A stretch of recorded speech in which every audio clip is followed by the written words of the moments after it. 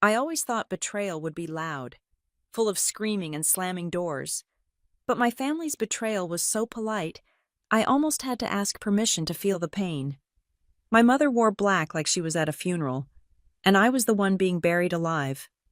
My father just nodded once, sealing the verdict. Their lawyer grinned like the check had already cleared. Then the judge looked up and asked the one question that froze the entire courtroom. My name is Harper Sanchez, and on that Tuesday morning, the air conditioning in the federal courthouse in Hartford was set to a temperature that felt less like climate control and more like a preservation technique for dead bodies. It was cold enough to make the fine hairs on my arms stand up against the fabric of my blazer. But I knew the shivering had nothing to do with the thermostat. I was sitting in a chair that was bolted to the floor, a subtle reminder from the judicial system that I was not going anywhere until they decided I was finished. The seat was hard wood, polished by decades of nervous people shifting their weight, just like I was doing now. The fluorescent lights overhead hummed with a low, electric buzz that drilled right into the base of my skull. It was a sterile, white light that washed out everyone's complexion, making us all look sickly and guilty before a word was even spoken. I stared at the grain of the heavy oak table in front of me. I tried to focus on the swirls in the wood, mapping them like contour lines on a topographic map, anything to avoid looking at the gallery behind me, but I could feel them. My mother, Mary Ann, was back there. I could picture her perfectly without turning around. She would be wearing her black St. John knit suit, the one she usually reserved for the funerals of distant relatives or board meetings where bad news had to be delivered with grace. She was performing. That was the only word for it. I could hear the soft, calculated sniffle she let out at regular intervals, just loud enough to register with the court reporter, but quiet enough to seem like she was trying to be brave. She stood up when her lawyer gestured to her. I forced myself to look then. It was a mistake. She looked devastated. It was a masterclass in maternal heartbreak. She gripped a lace handkerchief, who even carries lace handkerchiefs anymore, and dabbed at the corner of an eye that was perfectly dry. She looked at the judge, then cast a fleeting, tragic glance at me, as if I were a burning building she had tried to save with a garden hose. "We gave her every opportunity," she said. Her voice wavered with a vibrato that would have made an opera singer jealous. "We supported her ambitions. We tried to guide her. But there comes a point where a parent has to step back and let the law handle what love could not fix." It was a beautiful line. I wondered how long she had practiced it in front of her vanity mirror while applying her night cream. It sounded like a vow. It sounded like the truth. My father, Elliot, sat next to her. He did not stand. He did not speak. He sat with his spine pressed against the back of the bench, a posture of rigid, unyielding judgment. In my 37 years of life, I had learned to read Elliot's silence better than I could read any technical manual. This silence was heavy. It was the silence of a man who believes he is cutting off a gangrenous limb to save the body. He did not look at me. He looked straight ahead at the Great Seal of the United States hanging behind the judge, and then he gave a single, sharp nod. That nod. It hit me harder than my mother's speech. That nod was the final stamp of approval on my destruction. It made me feel incredibly small, compressing my chest as if the air pressure in the room had suddenly tripled. It was the same nod he used to give when I brought home a report card with a 95 instead of a 100. It was a dismissal. It said, "This is necessary because you are insufficient." Then there was Grant, my brother, the golden boy. He was sitting next to their high-priced attorney, looking for all the world like a concerned sibling. But I saw his hands. They were clasped on the table, fingers interlaced, resting on a stack of documents that detailed the alleged ruin of my company, Cindergate Cyber Solutions. He wasn't nervous. His thumbs were still. He was patient. He was looking at me, but his eyes were empty of recognition. He wasn't seeing his sister. He was seeing a line item on a spreadsheet that was about to be deleted to balance the books. He looked like a man waiting for the waiter to bring the check so he could pay it and leave a bad tip. Their lawyer, a man named Sterling who wore a suit that probably cost more than my first car, cleared his throat. He had a voice like oiled leather smooth, rich, and slippery. "Your Honor," he began. Walking toward the center of the room, he didn't shout. He didn't need to. He spoke with the casual confidence of someone who knows the game is rigged because he helped build the table. "The facts here are not in dispute. The debtor, Ms. Sanchez, has engaged in a pattern of gross mismanagement. We are looking at a debt load of $3,400,000 across multiple entities. These are not speculative numbers. These are hard costs incurred by creditors who trusted her." He gestured toward me with an open palm, an inviting gesture that somehow felt like an accusation. My clients, acting as the primary creditors through their holding companies, are simply asking for the court to intervene. This involuntary bankruptcy petition is not an act of malice. It is an act of mercy. We need to stop the bleeding before more innocent parties are hurt. We are asking for the appointment of a trustee to liquidate the remaining assets of Cindergate immediately. Liquidate. The word hung in the cold air. They wanted to strip it for parts. My servers, my proprietary code, my client list, the reputation I had built over 7 years of sleepless nights and coffee-fueled coding sessions. They wanted to sell it off by the pound like scrap metal. I looked at my own lawyer, Tessa Rowland. Tessa was a terrifying woman in the best possible way, or at least, I had hoped she was. She was sharp-featured, with graying hair pulled back into a severe bun and eyes that missed nothing, but right now, she was terrifying for the wrong reason. She was completely, utterly still. She wasn't objecting. She wasn't furiously scribbling notes to pass to me. She wasn't standing up to shout about how ridiculous this was. She was just sitting there, her hands resting lightly on a closed manila folder. Her breathing was slow and even. She looked like she was meditating. Panic began to crawl up my throat. Had I hired the wrong person? Had they bought her off too in Hartford? The gravitational pull of my father's money was strong enough to bend light, let alone legal ethics. I wanted to nudge her, to kick her under the table, to whisper, "Do something." Sterling was wrapping up his opening salvo. He placed a thick binder on the judge's bench with a heavy thud. The sound echoed like a gunshot in the quiet room. "We have provided the court with the promissory notes, the default notices, and the rigorous audit conducted by an independent firm," Sterling said. "It is an open and shut case. Your Honor." The courtroom fell silent. The only sound was the hum of the lights and the ticking of the analog clock on the back wall. It was 10:17 in the morning. My life was supposed to end at 10:17. Judge Dana Hargrove sat high up on the bench.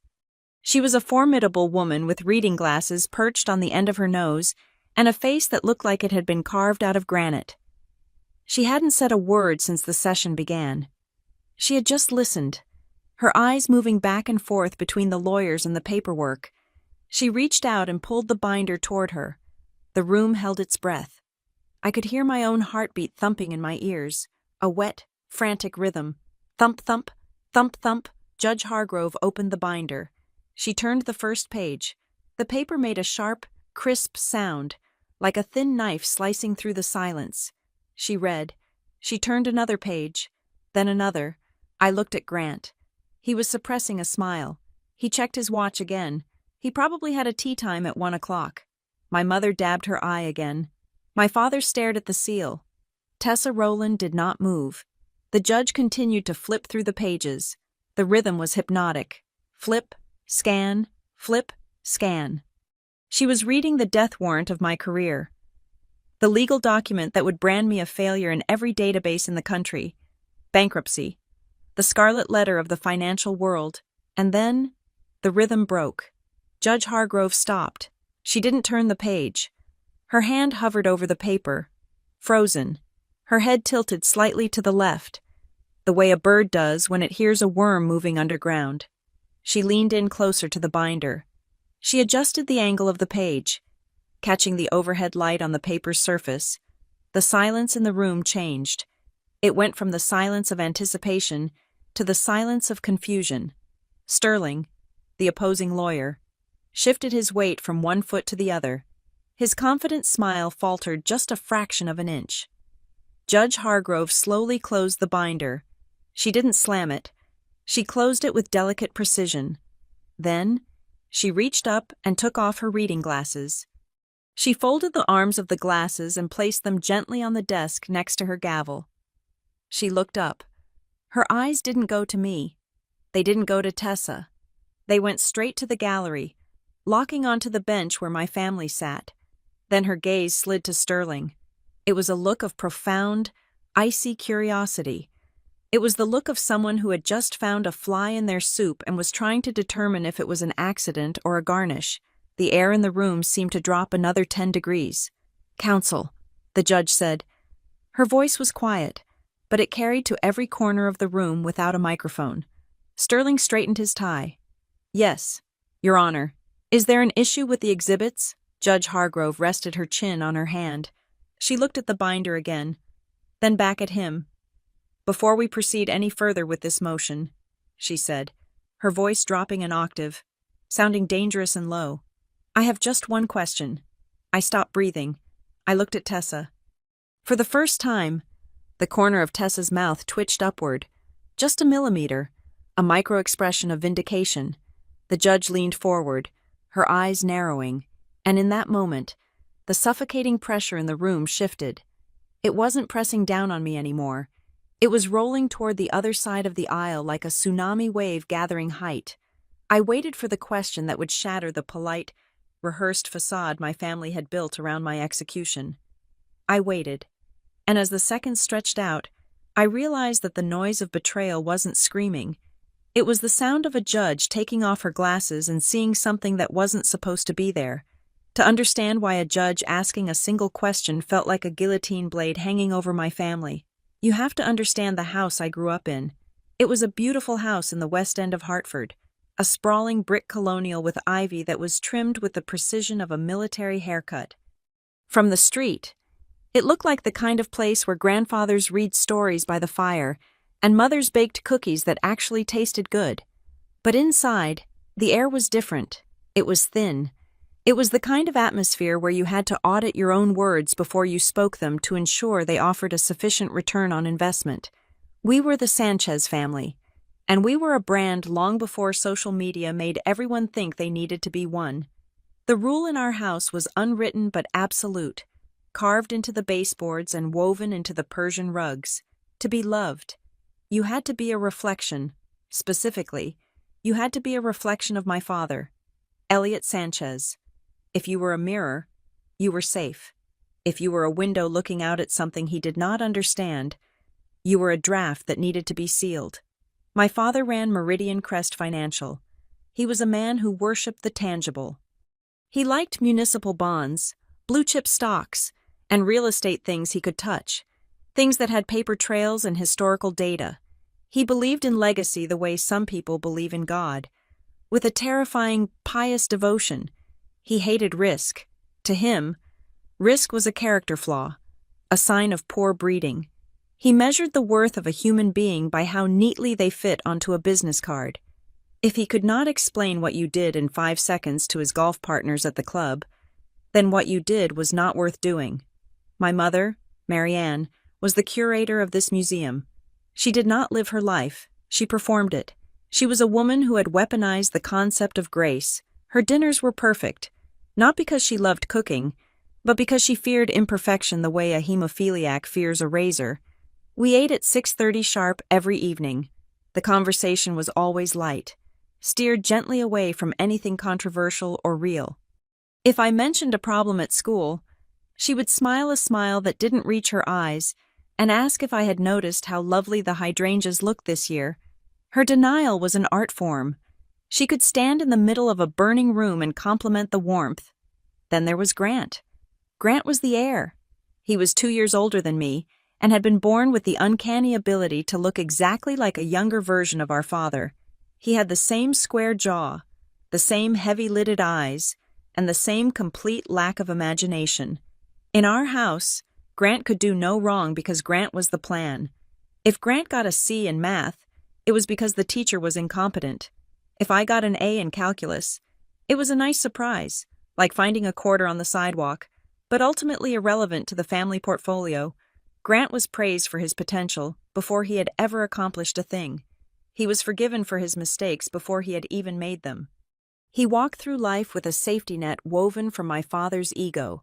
I was the glitch in the system. I was not loud.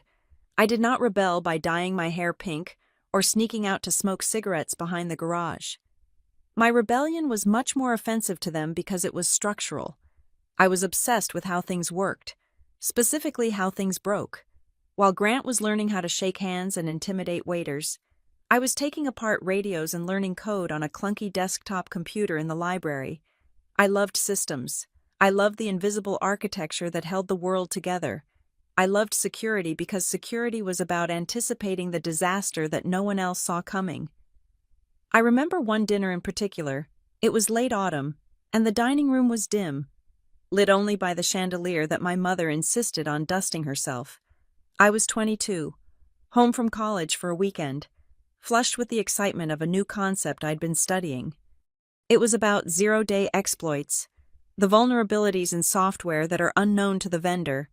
It was dangerous, it was lucrative, and it was fascinating. I made the mistake of trying to share this with them. I pulled a linen napkin toward me. It was heavy, starched white cloth, the kind that feels like a flag. I took a pen from my pocket, a cheap ballpoint that looked like a stain against the expensive table setting, and I started to draw. "Look," I said, my voice too loud in the quiet room. "It is not just about computers. It is about flow. If you can map the data entry points here and the firewall gaps here, you can predict the breach before the hacker even writes the script. It is like predicting a burglary by looking at the blueprints of the house." I drew lines and nodes, messy blue ink bleeding slightly into the white fabric. I was animated, alive, desperate for them to see the elegance of the logic. My father stopped eating. He put his fork down with a deliberate clink against the china. He looked at the napkin, then he looked at me. His expression was not angry. It was worse. It was indulgent. It was the look you give a toddler who has just presented you with a mud pie. "Harper," he said, his voice smooth and dismissive, "put the pen away. You are ruining your mother's linen. But look at the structure." "Dad," I insisted, tapping the ink, "this is the future of risk management. This is what I want to build." He sighed, a long exhale through his nose. "That is not a business. Harper, that is a video game. It is a hobby for people who do not have the stomach for real finance. You will grow out of this phase. Eventually, you will want to do something that matters, something real." I looked at my mother for support. She was staring at the blue ink on her napkin with a look of mild tragedy, as if I had just stabbed a family pet. "Maybe we can soak it in club soda," she whispered to no one in particular. Then she looked up at me, her smile tight and bright. "Oh, Harper, Grant just got a promotion at the firm. Tell her, Grant." I looked down at my drawing. The ink was spreading, turning the sharp lines of my schematic into a blurry mess. I realized then that I could explain it to them for 1,000 years, and they would never understand. Not because they weren't smart enough, but because they didn't want to. To understand my world, they would have to admit that their world, the world of handshakes and country clubs and visible assets, was vulnerable, and that was the one thing the Sanchez family could never admit. I stopped talking about my work after that. I stopped talking about much of anything. When I finally left Hartford, it wasn't an explosion. There was no screaming match in the driveway, no tires screeching on the asphalt. I simply stopped coming back. I moved my things out in boxes that were small enough to carry myself. I told them I was moving to Phoenix because the tech sector was growing there, which was true, but the real reason was that the desert was 3,000 miles away from the damp, suffocating weight of their expectations. They let me go with a shrug. To them, my departure was just a pause. They thought I was going away to get this computer thing out of my system. They thought I would fail, realize that the world was too hard for a girl who liked invisible things, and come crawling back to take a safe, administrative job in the back office of Meridian Crest. They confused my silence with weakness. They thought that because I didn't fight them, I agreed with them. Phoenix was a shock to the system. It was bright, dry, and brutally honest. The sun there didn't flatter you. It illuminated everything. I loved it. I loved the heat that baked the hesitation out of my bones. I started Cindergate Cyber Solutions in a small apartment with air conditioning that rattled like a dying engine. I didn't tell my parents. I didn't ask for a loan. I didn't want their money because their money always came with strings that were actually chains. And then I met Ethan. Ethan Weller was everything my family was not. He was a landscape architect who spent his days covered in dust and smelling like sagebrush. He had calloused hands and a laugh that shook his whole body. He didn't care about my last name. He didn't care about the Sanchez legacy. When I first showed Ethan my work, when I opened my laptop and showed him the code that protected millions of dollars of client assets, he didn't look at it like it was a toy. He looked at it, and then he looked at me with genuine awe.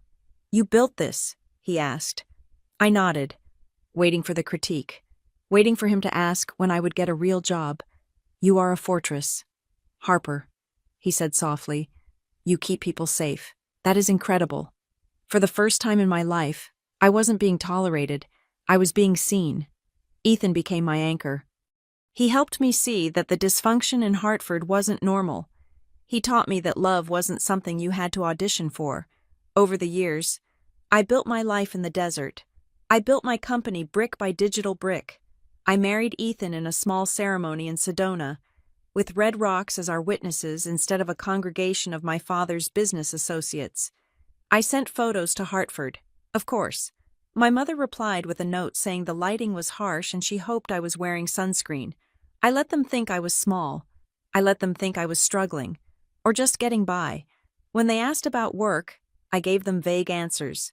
"It is going fine. Just technical stuff. You would be bored." I thought I was protecting myself. I thought that by keeping them in the dark, I was keeping them out. I thought that if I didn't give them anything to measure, they couldn't judge me. I was wrong. I didn't realize that in the absence of information, they would invent their own narrative. I didn't realize that by stepping out of their light, I had made myself a shadow in their minds, something suspicious, something unstable, something that needed to be fixed. I had spent 15 years building a fortress to keep the world out, but I forgot that the people with the keys to the back door are usually the ones you gave birth to, or the ones who gave birth to you. I thought I had escaped the gravity of the Sanchez family, but gravity is a patient force. It doesn't go away just because you walk far enough. It just waits for you to stumble. And while I was busy building my empire in the silence of the desert, they were back in Hartford, sitting around that heavy oak table, deciding that it was time to bring the wayward daughter home, even if they had to drag her back in chains made of legal paperwork. The birth of Cindergate Cyber Solutions did not happen in a glass-walled boardroom with a view of the skyline. It happened in the back corner of a 24-hour coffee shop on Thomas Road, a place that smelled permanently of burnt toast and floor cleaner. My office was a wobbly laminate table that I had to wedge a folded napkin under to keep steady. My capital investment was a refurbished laptop that ran so hot it could have fried an egg on the keyboard, and a limitless tolerance for caffeine. I built my empire between the hours of 10 at night and 4 in the morning. This was the time when the heat of the Arizona day finally broke, and the rest of the world went to sleep. It was quiet. It was mine. In the beginning, I was a digital janitor. That is the unglamorous truth. I found small businesses, dental practices, local shipping logistics firms, independent retailers that had messy, vulnerable networks, and I offered to clean them up. I did not sell them fear. I sold them sleep. I told them that the worst threats were not the ones that flashed a skull and crossbones on their screens. The worst threats were the ones that sat quietly in their servers, siphoning off data bite by bite, invisible until the bank account was empty. I charged them $60 an hour. My father charged that much for a 5-minute phone consultation, but to me, that $60 was sacred. It was money that did not come from a trust fund. It did not come with a lecture about gratitude. It was a direct exchange of value for skill, and the purity of that transaction was intoxicating. I named the company Cindergate because I like the imagery. A gate made of cinders, something that had already burned and survived, something that caught the sparks before they could start a fire. It was a little dramatic, perhaps, but it felt right. For the first 3 years, I operated in total silence. In the age of oversharing, where every entrepreneur posts a photo of their morning latte with a hashtag about hustling. I was a ghost. I had no Instagram for the business. My LinkedIn profile was deliberately vague. I did not update my relationship status with my career. I did this for one reason. I knew my family. My family smelled success the way a shark smells blood in the water. If you were failing, they ignored you. If you were struggling, they pitied you. But if you were succeeding, that was when they became interested. That was when the questions started. How much are you making? Who are your investors? Are you sure you are structured correctly? Maybe you should let Grant take a look at your books. Success in the Sanchez family was not personal property. It was a communal asset to be managed by the head of the household. So, I hid my light under a bushel, and then I buried the bushel in the desert sand. But the work spoke for itself. My clients didn't care about my pedigree. They cared that when their systems crashed at 2 a.m. on a Sunday, I answered the phone. They cared that I found the ransomware before it encrypted their patient files. They told their friends. The $60 an hour became $150, then $200. I moved out of the coffee shop and into a subleased office space in a converted warehouse. It had concrete floors and exposed ductwork, the kind of industrial chic my mother would have called unfinished. But to me, it was a palace. I hired my first employee, a brilliant kid named Marcus, who had dropped out of college because he was bored. He didn't have a suit. He wore hoodies and communicated mostly in memes. But he could spot a phishing algorithm in seconds. As Cindergate grew, I developed a compulsion that would eventually save my life. Though I didn't know it at the time, I became obsessed with paperwork. In most startups, the bookkeeping is a mess. It is a shoebox full of receipts and a lot of guessing. But I ran Cindergate like I was being audited by the FBI every single day. Every invoice was triplicated. Every contract was reviewed. I used digital signatures that were time-stamped and encrypted. I insisted on third-party audits of our financials even when we were too small to legally require them. Marcus used to tease me about it. He asked why we needed a paper trail for a $50 office supply order. I couldn't explain to him that I wasn't afraid of the IRS. I was afraid of a dinner table in Hartford. I was afraid of the day someone would try to say I didn't build this. I was afraid of gaslighting. I knew that in my family, truth was malleable. It could be bent by the person with the loudest voice or the biggest checkbook. So I decided to build a truth that was made of concrete facts, numbers, and timestamps. I was building a shield made of paper. Ethan watched all of this with a kind of sad understanding. He never tried to fix me. He never told me I was being paranoid. He just made sure I ate dinner. He made sure I stepped away from the screens. One night, I was obsessively rereading a contract for a new client, a mid-sized healthcare provider. It was our biggest deal yet.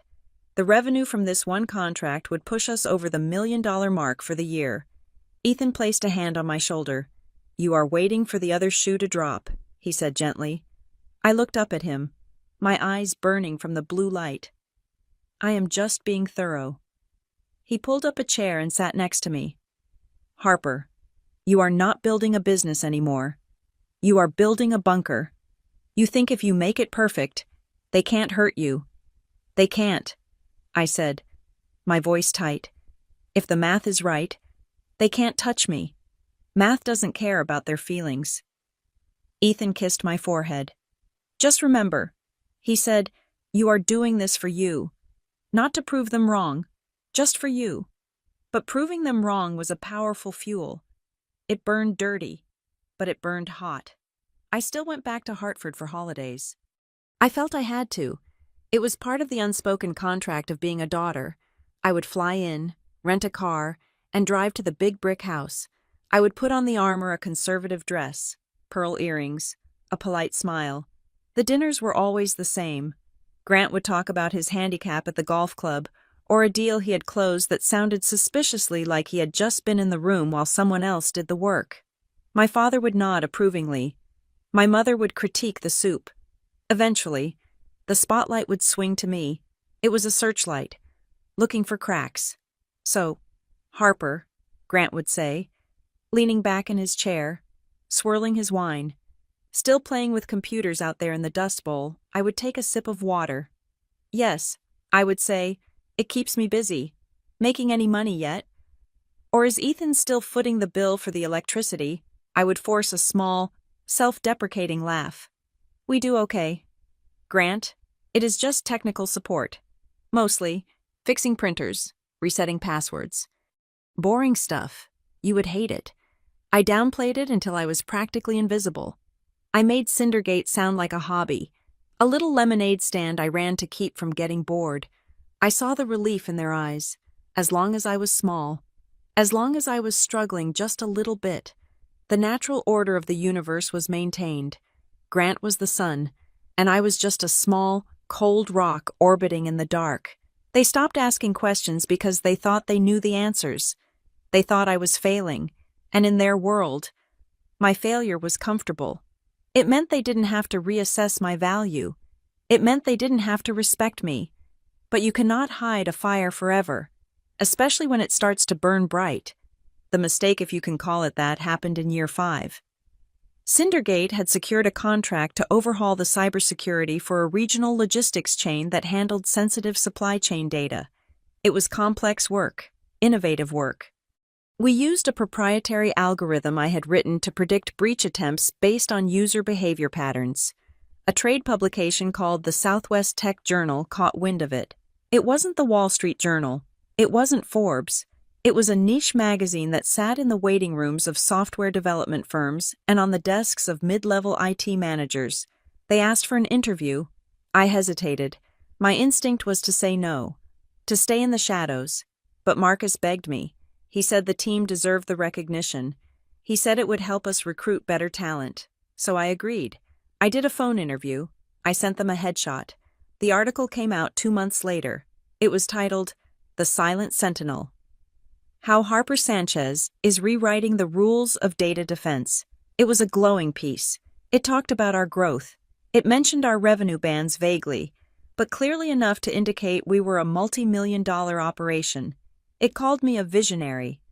It quoted a client saying Cindergate had saved them from a disaster that would have cost them $10 million.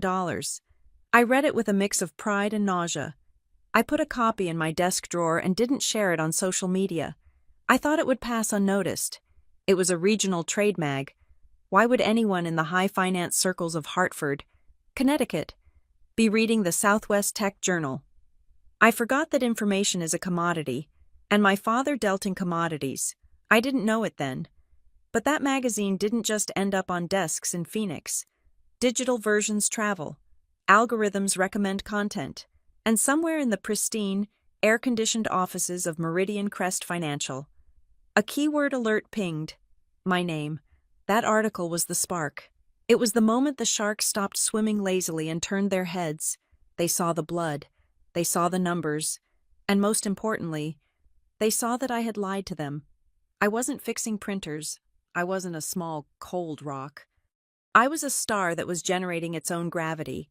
And for a family that demanded to be the center of the universe, that was an act of war.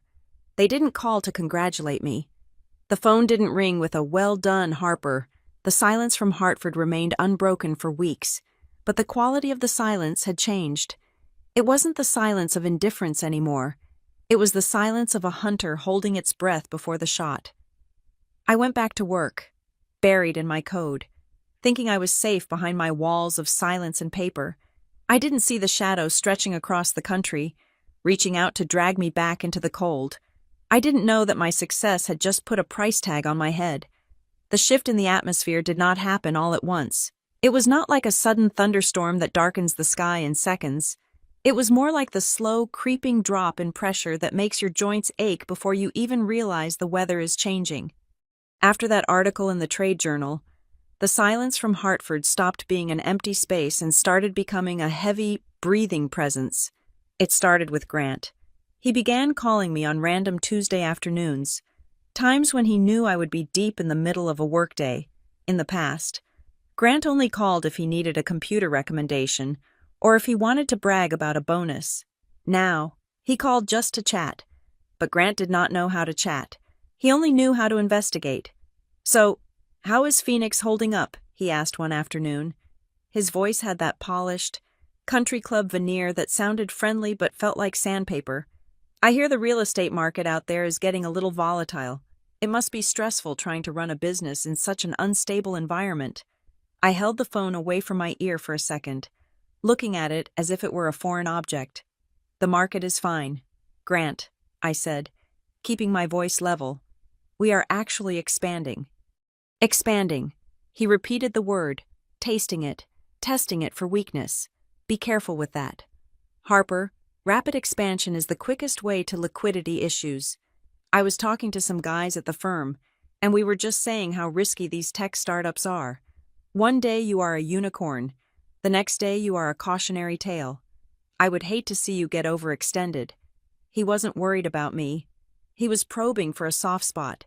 He was looking for the crack in the foundation so he could say, "I told you so," but there was something else in his tone, something sharper than just brotherly condescension.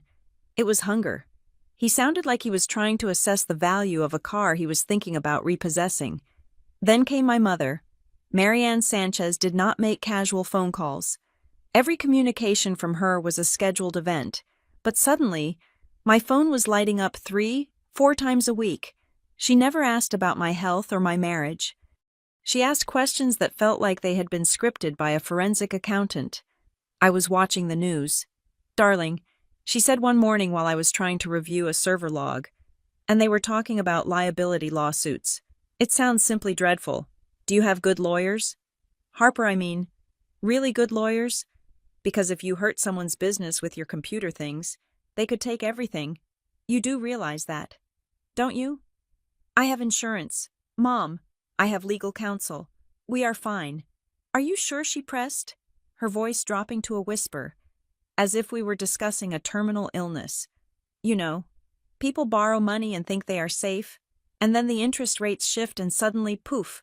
I just want to make sure you are not drowning." "Harper, you can tell me if you are drowning. I am not drowning." "Mom, I am swimming." She sighed, a sound of profound disappointment. "Well, just be careful. Debt is such an ugly thing. It stays with a family. It stains the name." It was subtle, but the pattern was there. She wasn't asking if I was okay. She was asking if I was solvent. She was checking to see if my potential failure was going to splash any mud on her pristine reputation. And then, inevitably, my father. Elliot Sanchez did not pretend to care about my well-being. He didn't ask about the weather or my husband. When he called, he skipped the pleasantries entirely. "I was looking at the sector analysis for cybersecurity," he said, his voice booming through the speakerphone as I drove to a client meeting. "The valuations are inflated. It is a bubble. Harper, I hope you understand the concept of leverage." I gripped the steering wheel tighter. "I understand leverage. Dad, I run a profitable company. I don't have debt. There is no such thing as zero risk," he snapped. "You are dealing with data. That is liability.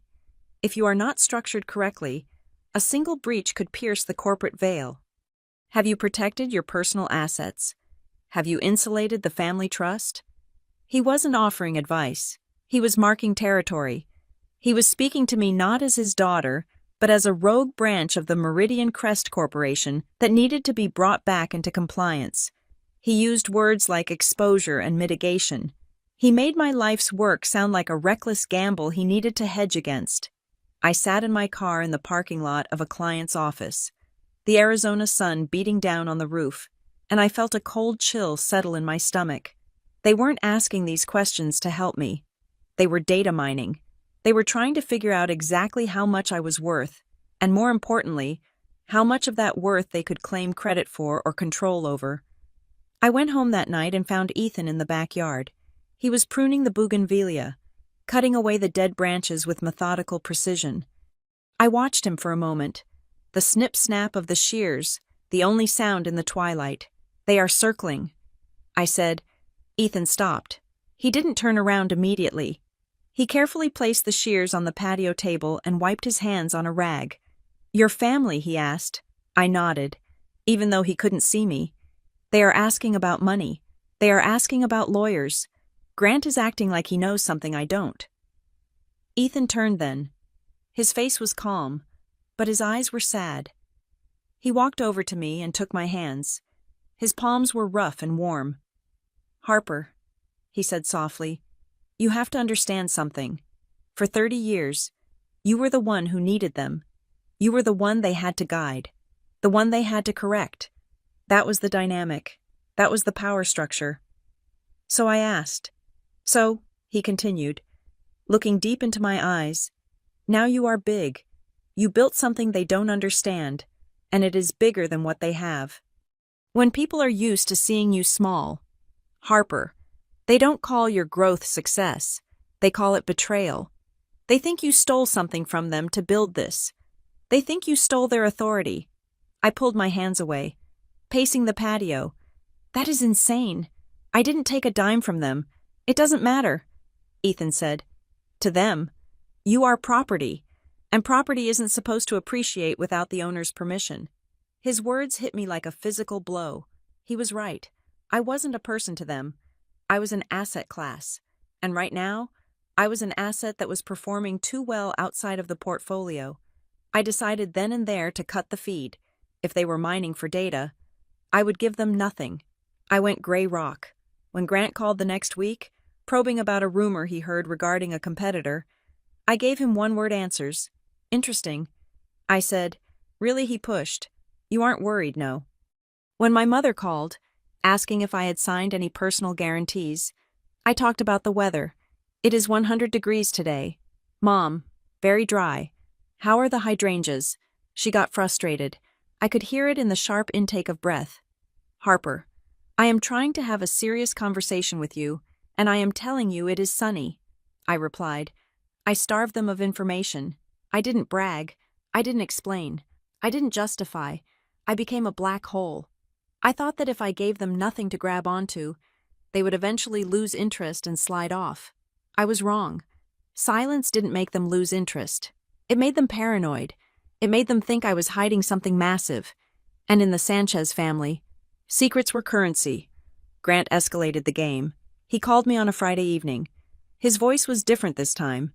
It wasn't condescending. It was conspiratorial.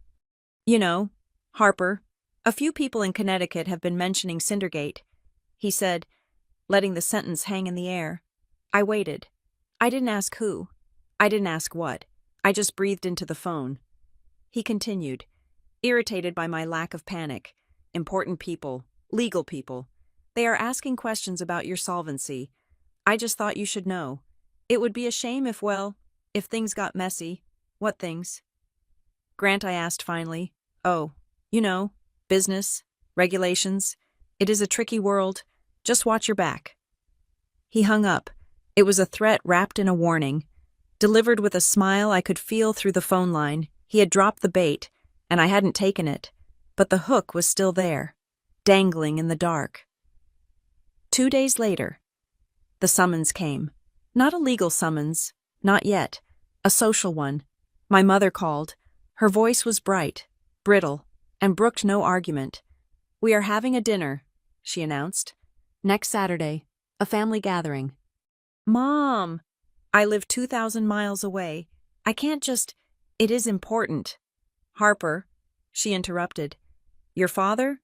Well, we just feel that we haven't seen you in so long. We are getting older. The family needs to be together, just for one night.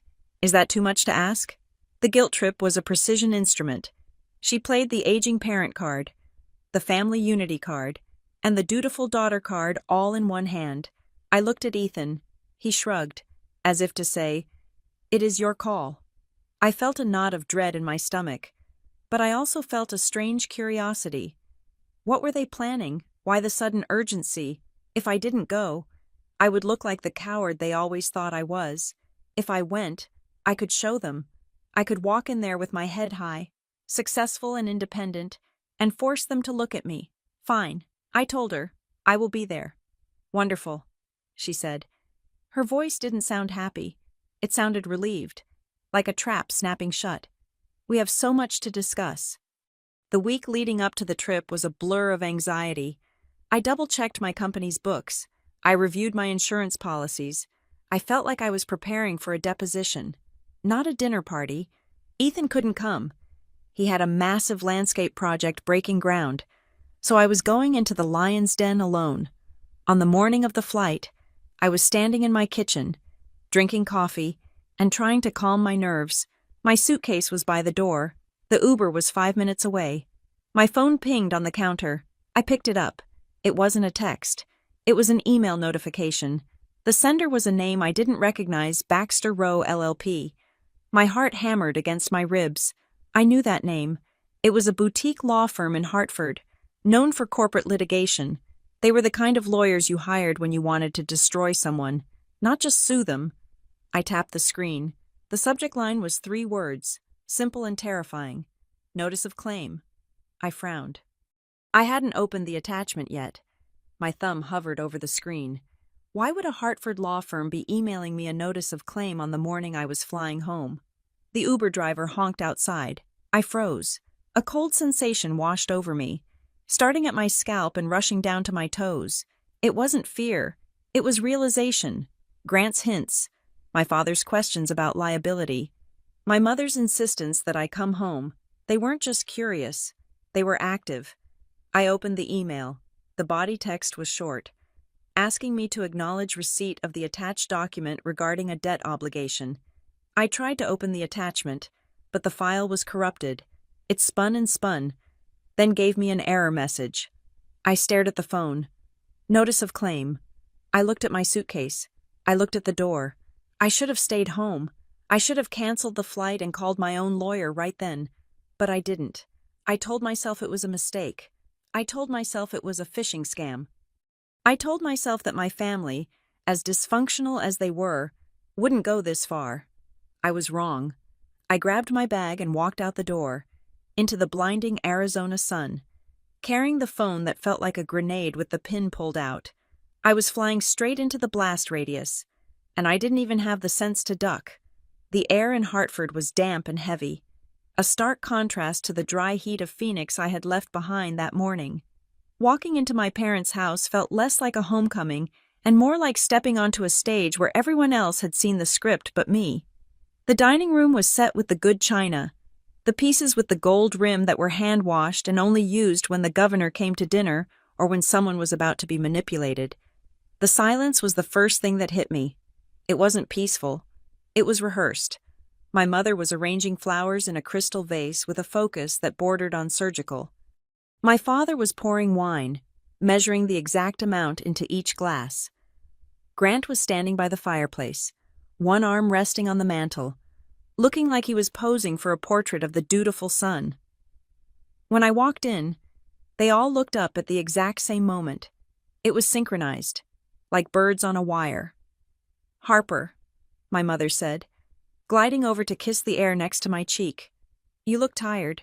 The desert sun is so harsh on the skin. Isn't it?" "I am fine." "Mom," I said, my voice sounding too loud in the quiet room. "It is good to see you." "Is it?" Grant asked. He didn't move from the fireplace. His smile was thin, barely stretching the skin of his face. "You have been so busy. We were starting to think you had forgotten where you came from." I ignored the jab and took the glass of wine my father offered. He didn't make eye contact. He just handed me the glass and nodded toward the table. "Sit," he said. "We have a lot to get through. Get through, not catch up on. Get through, like an agenda." We sat. The soup was served a cold vichyssoise that tasted like cream and indifference. The spoons clinked against the bowls in a rhythm that felt like a ticking clock. Grant broke the silence first. He wiped his mouth with his napkin, took a sip of wine, and leaned back. "You know, I was talking to an old friend from prep school the other day," he said, his eyes locking onto mine. "Sad story, really tragic. He had a little company, kind of like yours. Harper, tech stuff, very abstract. He thought he was doing well. I kept eating, staring at the white soup, and I asked, because he was waiting for it, and..." Grant continued, his voice dropping to a theatrical whisper.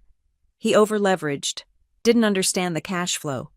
The banks came calling, and he didn't have the liquidity, lost everything, house, car, reputation. Now he is working as a consultant. Can you imagine a consultant? He shuddered, as if consultant was a synonym for leper. I put my spoon down. What is your point, Grant? No point, he said, holding up his hands in mock surrender. Just making conversation. It just makes you think, doesn't it? About stability, about how quickly things can disappear if you don't have protection. My father cleared his throat. It was a deep, rumbling sound that commanded attention. Grant is right, he said. The market is unforgiving. Harper, you are out there in Arizona, operating on an island. It is dangerous. I am not on an island. Dad, I said, feeling the heat rise in my neck. I have a team. I have clients. I have a business. A business needs a foundation, he countered sharply. Meridian Crest is a foundation. We have resources you can't even imagine. He leaned forward, placing his elbows on the table. If you want, he said, his tone shifting to something that sounded almost generous, almost kind. I can bring you into the ecosystem. We can absorb the administrative burden. We can handle the financials. You can just focus on the computer parts.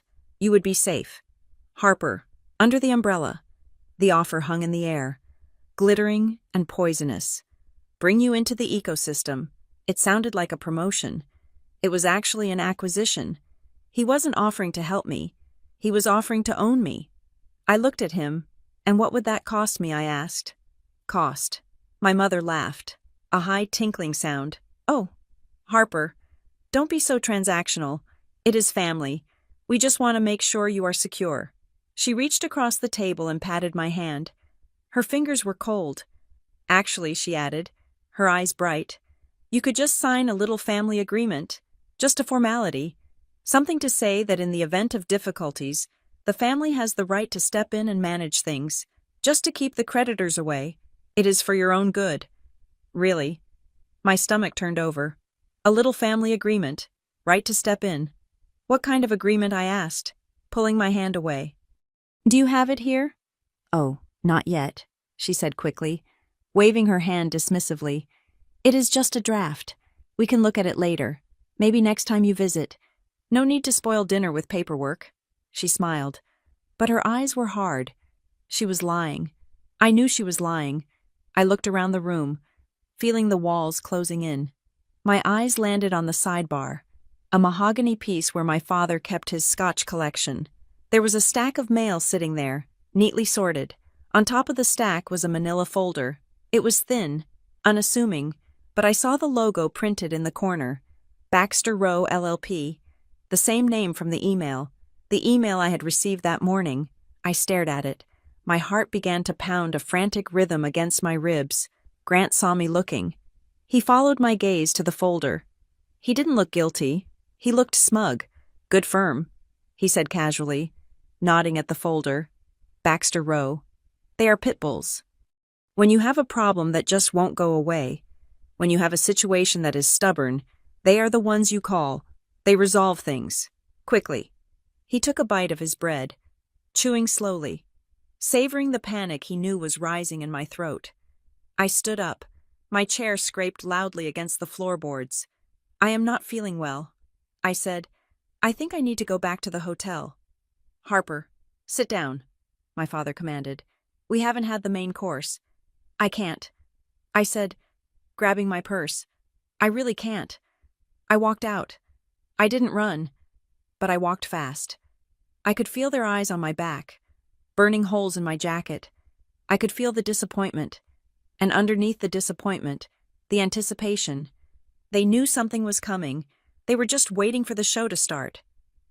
I drove back to the hotel in a daze. My hands were shaking on the steering wheel. Pit bulls, stubborn situations, right to step in. When I got to my room, I threw my purse on the bed and opened my laptop. I logged into my email. I found the message from that morning, the one with the corrupted attachment. Notice of claim. I tried to open it again. Still error. I right-clicked on the file and selected Properties. I don't know why I did it. Maybe it was the tech instinct kicking in. Maybe I just needed to look at something logical. A window popped up showing the metadata of the file. Created today, 5:45 p.m. Author, Grant Sanchez. I stared at the screen. 5:45 p.m. That was 30 minutes before I arrived at dinner. The email address was spoofed to look like the law firm. But the metadata didn't lie. Grant had created the file. He had sent it. He had sent me a corrupted file on purpose. Why to scare me? To see if I would panic? Or was it a test? Was it a ping to see if I was monitoring my own defenses? I closed the laptop. My room was cold, but I was sweating. It was a game. They were playing a game with me, and I didn't even know the rules. I didn't sleep that night. I lay in the dark, listening to the hum of the hotel refrigerator, replaying the dinner in my head. Bring you into the ecosystem. A little family agreement. They weren't just worried about my business. They wanted it, or they wanted to destroy it so I would have to come back to them. Those were the only two options in the Sanchez playbook: ownership or destruction. The morning sun came through the curtains like a spotlight. I felt brittle, exhausted. I needed coffee. I needed to get to the airport. I needed to get back to Ethan, back to the desert, back to sanity. I packed my bag and took the elevator down to the lobby. The hotel was busy, full of people checking out, businessmen in suits, tourists with maps. I walked to the front desk to drop off my keycard. Ms. Sanchez. I turned. A man was standing there. He was unremarkable. He wore a windbreaker and jeans. He looked like a delivery driver or a lost tourist. He held a large brown envelope in his hand. Yes, I said. He extended the hand holding the envelope. Harper Sanchez, yes. He thrust the envelope toward me. It hit my chest before I could raise my hands. Reflexively, I grabbed it to keep it from falling. You have been served, he said. He turned and walked away, disappearing into the crowd near the revolving doors. I stood there in the middle of the lobby, holding the heavy envelope. People walked around me, pulling their suitcases, talking on their phones. The world kept moving. I looked down at the envelope. It was thick, heavy. I tore the top open. My fingers were numb. I pulled out the first page. United States Bankruptcy Court District of Connecticut in Re Harper Sanchez and Cindergate Cyber Solutions, LLC. Involuntary petition for bankruptcy. The words swam before my eyes. Involuntary, bankruptcy. I wasn't filing for bankruptcy. They were filing it for me. I flipped to the creditor list. Meridian Crest Financial, Oakline Recovery, LLC, Hearthmark Consulting, LLC. I leaned against the front desk. My knees suddenly made of water. The lobby spun. It wasn't a warning. The dinner wasn't a test. The dinner was the distraction. While I was sitting there eating cold soup and listening to Grant talk about his friend, they had already pulled the trigger. They had served me in the lobby of a hotel in Hartford, ensuring that the humiliation was public, that the jurisdiction was theirs, and that I was trapped. I looked at the date on the filing. It had been filed yesterday morning. They knew. The whole time we were eating, they knew. My mother's concern, my father's offer, Grant's smirk, it was all performance art. They had already sued me. They had already moved to crush me. I gripped the paper until it crinkled. Okay, I thought, a cold, hard rage replacing the panic. You want a war? You just started one with the only person in the family who knows how to fight in the dark. I walked out of the hotel, clutching the lawsuit to my chest like a shield. I wasn't going to cry. I wasn't going to call them. I was going to burn their ecosystem to the ground. I sat in the Delta Sky Club at Bradley International Airport, a glass of water untouched in front of me. The envelope from the hotel lobby lay open on the table. It looked innocent enough, just a stack of white paper held together by a heavy staple. But I knew better. It was a demolition order. I did not read it like a daughter reading a betrayal. I read it like a forensic analyst reading a compromised server log. I shut off the part of my brain that remembered my mother's perfume or my father's hands teaching me to ride a bike. I engaged the part of my brain that hunted for zero-day exploits, because that was what this was. They had found a vulnerability in the system of my life, and they were exploiting it with ruthless efficiency. The document was an involuntary petition for bankruptcy under Chapter 7 of the United States Bankruptcy Code. In the business world, this is the nuclear option. Usually, a company files for bankruptcy itself to get protection. An involuntary petition is different. It is an act of aggression. It is creditors ganging up to drag you into court, claiming you are insolvent, claiming you are not paying your bills, claiming you are a danger to the economy. It is a way of forcing a company to stop breathing while the court checks for a pulse. I ran my finger down the summary of claims. The total alleged debt was $3,400,000. I stared at the number, $3,400,000. It was a specific, confident number. It wasn't a round guess. It was calculated to look real. I turned the page to see the breakdown. Claim $1.2 million owed to Meridian Crest Financial for advisory services and initial capital infusion. I almost laughed. Advisory services. My father's advice had been to stop playing with computers. Capital infusion. I had started my company with $5,000 from my own savings account. There was no infusion. There was no loan. Claim 2, $850,000 owed to Oakline Recovery LLC for emergency bridge financing and debt consolidation. I had never heard of Oakline Recovery LLC in my life. Claim 3, $1,350,000 owed to Hearthmark Consulting LLC for intellectual property development and proprietary software licensing. I felt a cold prickle on the back of my neck. Hearthmark Consulting. Another name that meant nothing. These were shell companies. I knew it as surely as I knew the code I wrote. My father and Grant had set up entities, generated fake invoices, and were now presenting them as legitimate debt. But the audacity of it wasn't what chilled me. It was the paperwork itself. I flipped to Exhibit A, a promissory note allegedly signed by me 3 years ago. There it was, my signature, Harper Sanchez. I stared at the ink on the photocopy. It looked like my signature. It had the same slant, the same loop on the H. To a casual observer, to a judge, to a bank manager, it was authentic, but I knew it was a lie. I knew it because of the S. When I was 20, I signed my S with a wide, looping bottom curve. It was a girlish flourish I'd picked up in high school, but when I started Cindergate, when I became a CEO, I tightened my signature. I made it sharp, jagged, harder to forge, and after I married Ethan, I often signed documents with my married name for personal matters, or a very specific digital cryptographic signature for business. The signature on this document had the wide, looping S. It was my signature, yes, but it was my signature from 15 years ago. They had lifted it. They had found an old birthday card, a high school report card, or maybe that family agreement my mother had mentioned, and they had scanned it. They had cut and pasted my past onto my present to destroy my future. I sat back in the leather chair. The noise of the airport, the announcements, the clattering of luggage, the hum of conversation faded into a dull roar. I understood the play. They didn't actually expect to get $3 million from me. They were smart men. They knew I would fight this. They knew that eventually, a forensic document examiner would prove the signature was dated. They knew that if we went to discovery, I could prove that Oakline and Hearthmark were empty shells with no employees and no history. But they didn't care about winning the lawsuit 3 years from now. They cared about today. An involuntary bankruptcy petition is public record.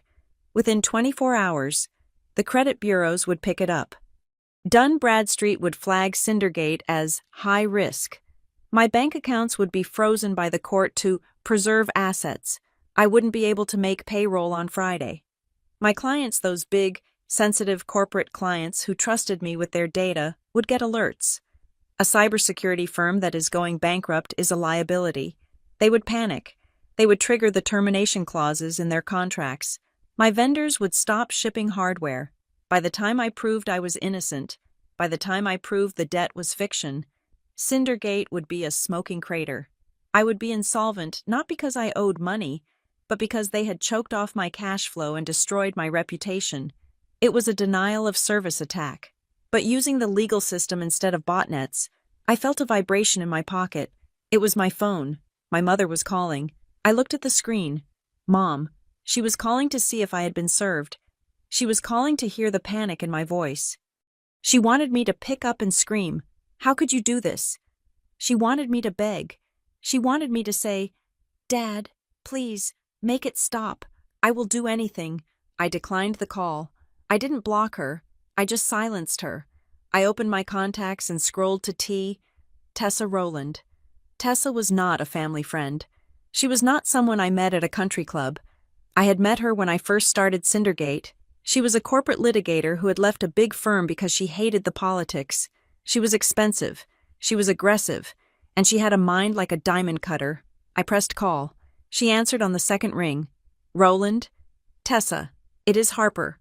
Her tone shifted instantly. Professional. Alert. Harper. Everything okay? You are supposed to be in Connecticut. I said, I am at the airport now. I just got served with an involuntary Chapter 7 petition. There was a silence on the line. A heavy, calculated silence. Read me the caption, she said. Her voice was ice cold.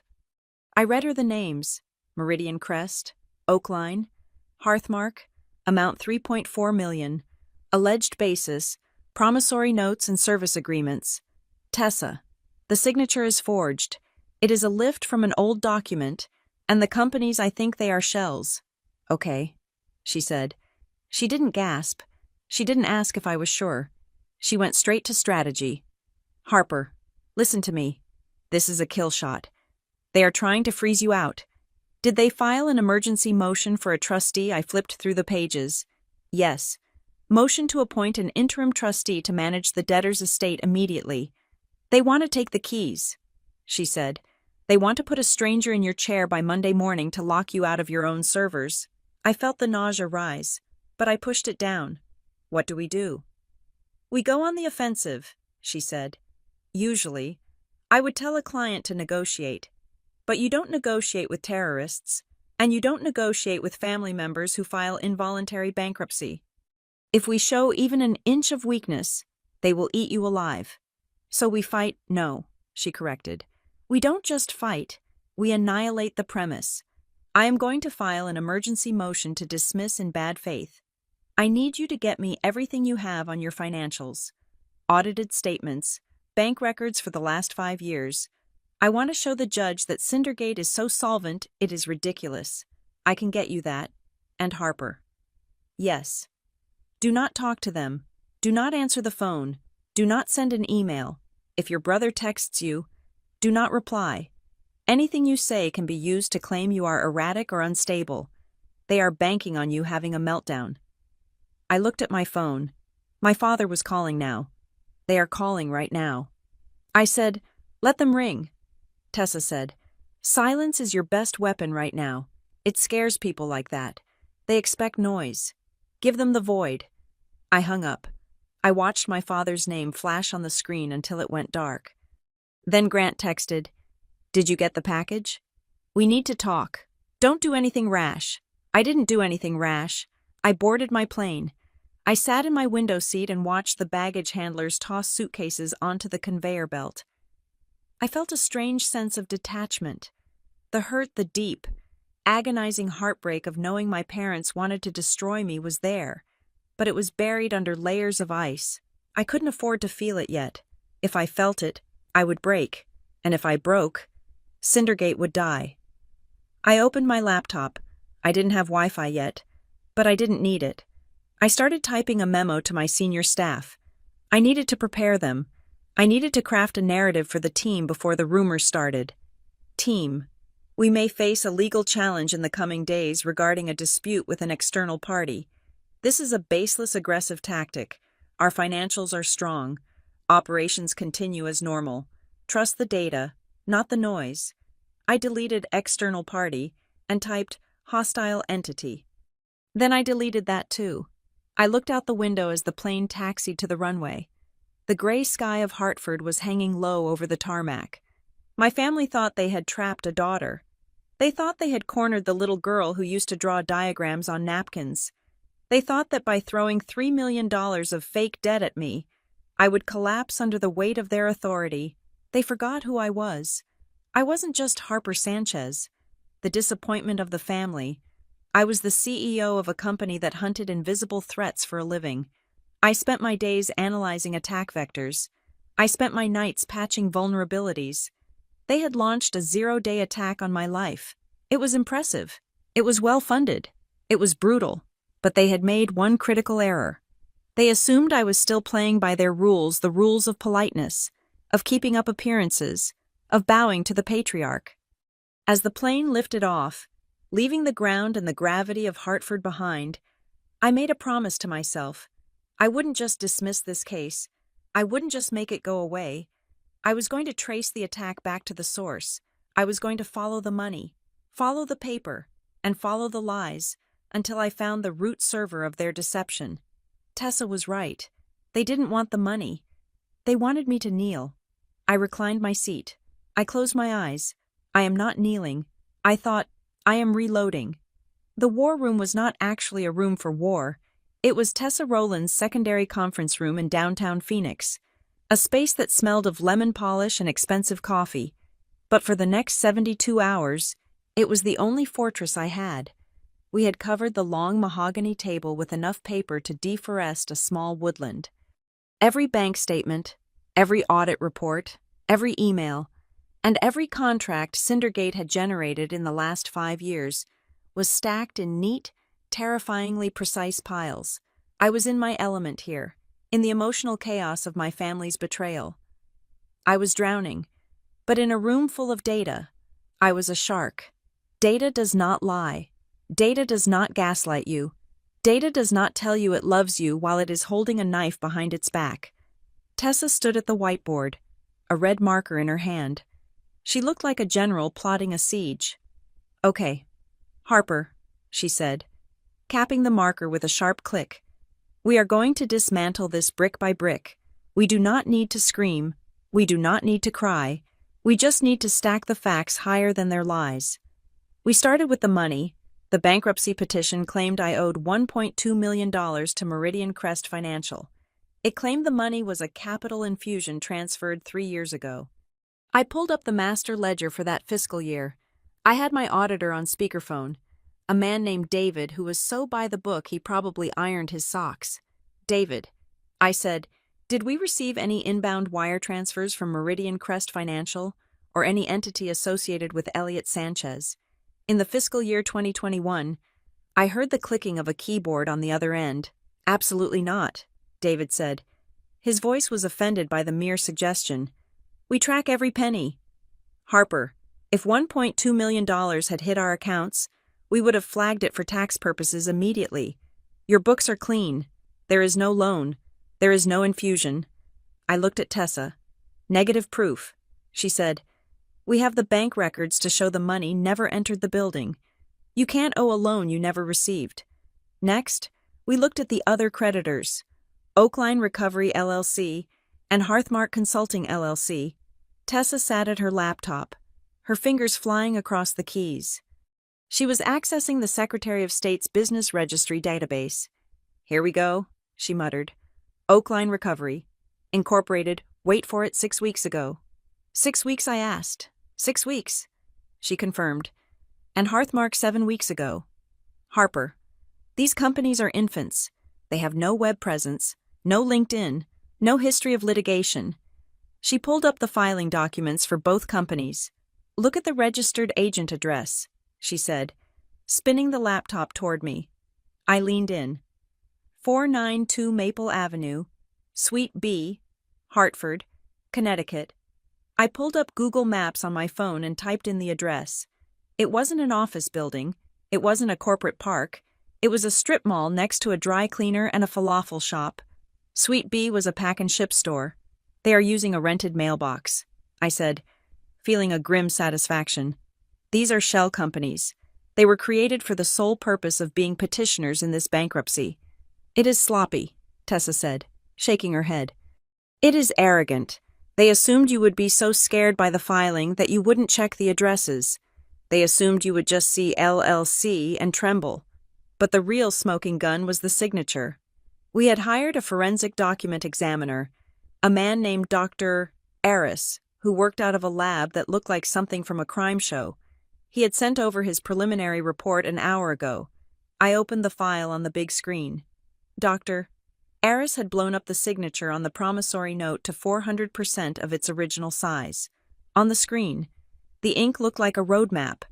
Here, Dr. Aris had noted in the margins, Note the tremor in the upstroke of the H. This indicates hesitation. This is not a fluid muscle memory movement. This is a drawing of a signature, not a writing of one. And then, a second note. Pen pressure is uniform throughout. A natural signature has variations in pressure, heavy on the downstroke, light on the upstroke. This signature is flat. It suggests a digital overlay or a high-quality trace. Tessa pointed to the loop of the S. And that is the old signature, right? Yes, I said. I haven't signed my name like that since I was 22. They lifted it. They probably found an old birthday card or a college application form, scanned it, and photoshopped it onto this note. I felt a surge of cold anger. It was identity theft. It wasn't just business. They had stolen my name, my old self, and used it to try and kill my new self. But then I saw something else. I was looking at the PDF of the promissory note again, zooming in on the white space in the corner of the page. My eyes caught a faint pattern. To most people, it would be invisible, but I spent my life looking for anomalies in code. Tessa, zoom in there, I said, pointing to the top right corner.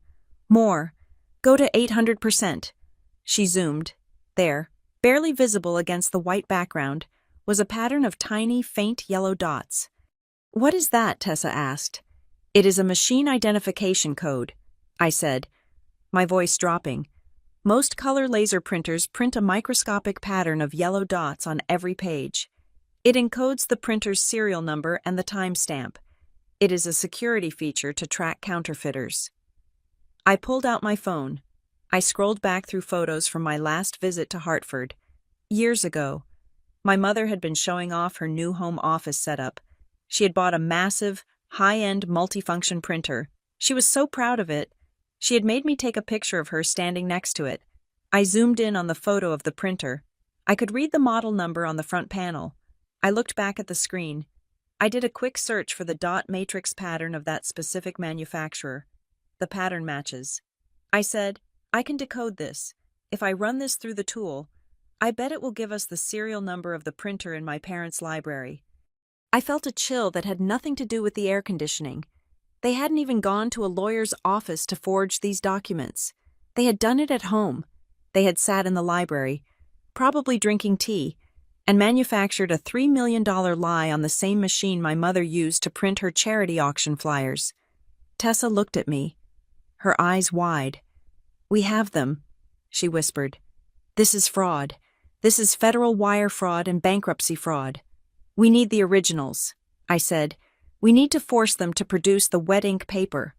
Tessa nodded. She immediately drafted a demand letter. Pursuant to Rule 2004, we demand the immediate production of the original, wet ink promissory notes for forensic inspection. We sent it. 3 hours later. The response came back from their lawyer. It was dismissive. The originals are in a secure vault and cannot be accessed immediately. Please find attached the notarized affidavits certifying the authenticity of the copies. They sent more PDFs. I looked at the notarization stamp on the bottom of the affidavit. State of Connecticut, Notary Public, Linda G. Miller. I ran the name. It took me 30 seconds. Tessa, look at this. I turned the screen toward her. I had the Connecticut Secretary of State's notary search up. Linda G. Miller. Commission status revoked.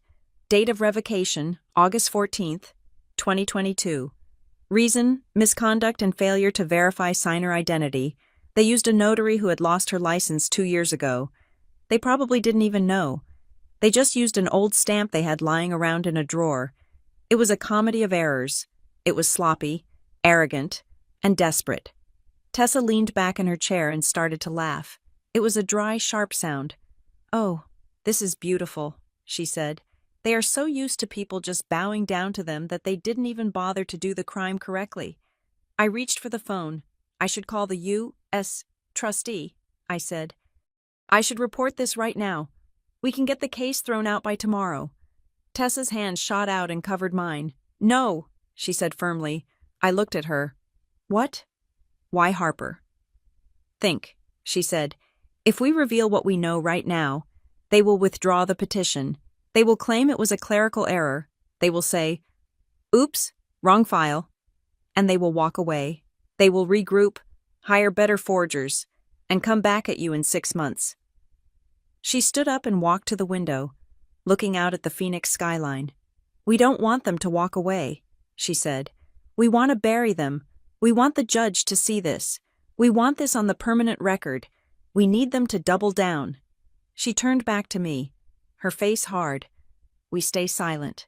"Harper, we let them think we are panicking.